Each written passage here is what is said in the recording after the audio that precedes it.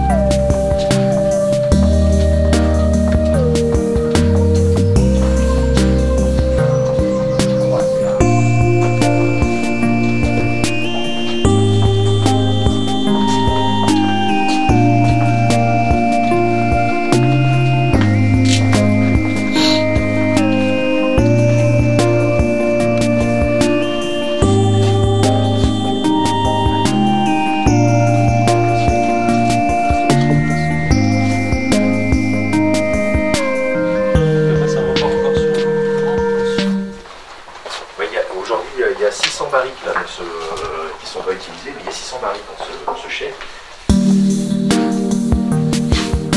Et là, du château de Pierre,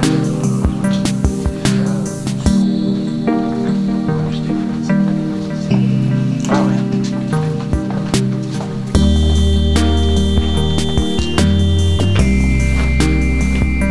Voilà, c'est une barrique comme ça qu'on va retrouver à Saint-Florent.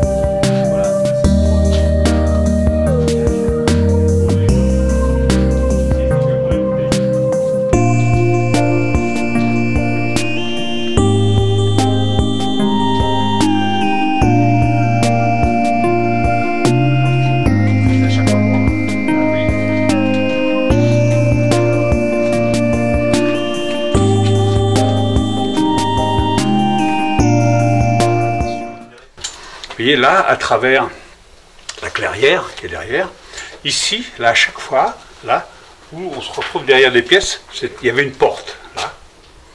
Et on rentrait ici, là. Et ici, c'était là où les hommes vivaient. Ah oui? Il y avait les lits qui étaient mis comme ça, 3 lits étaient mis comme ça. On a démonté, et ils dormaient là.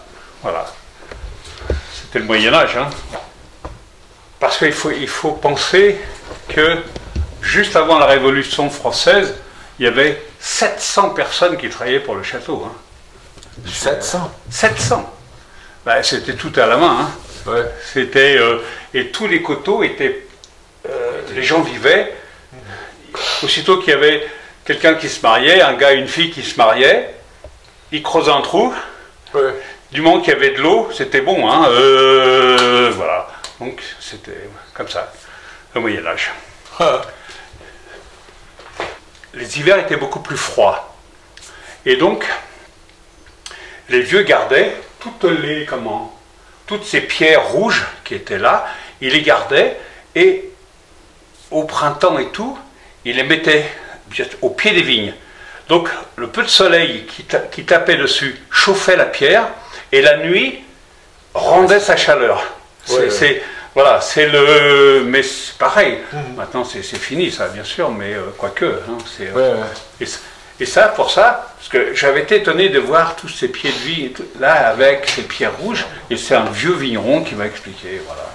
Voilà, c'était comment ça marchait. Voilà. Et en fait, dans ces grandes cuves, et alors ce qui est intéressant, c'est que chaque tableau a été fait spécifiquement pour le château des Ternes et on a 2 tableaux par saison. C'est les premières chais que j'ai vues avec ces marbres. Oui.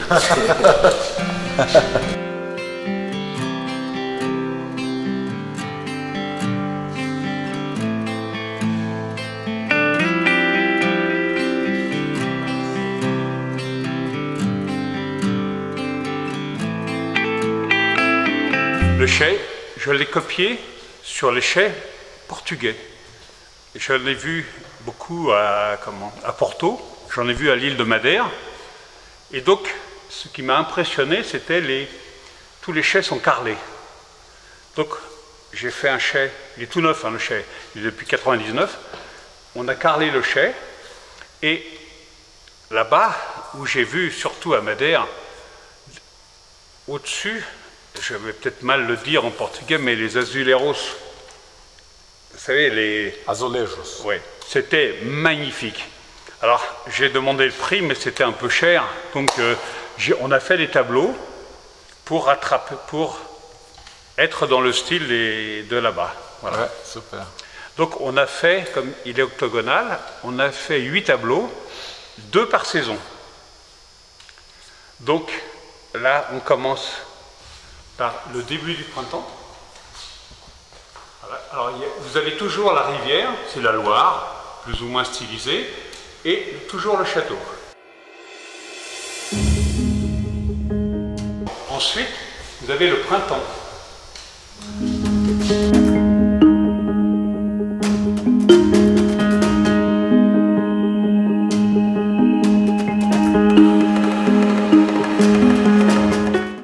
Ensuite, ça c'est le début de l'été.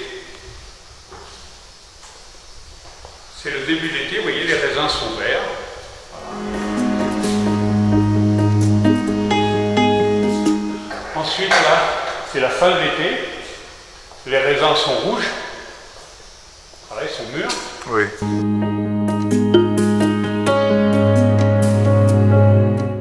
Ensuite, là, c'est les vendanges qu'on le fait à la main, voilà, avec les femmes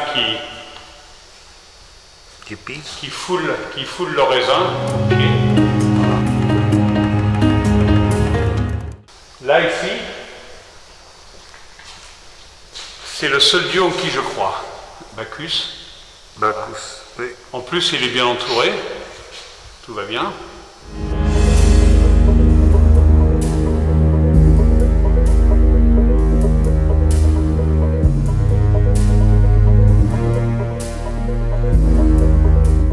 Ensuite, là, ça c'est dans la cour du château derrière.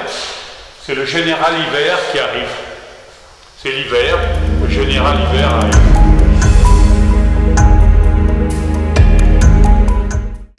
Et là, c'est la fin de l'hiver.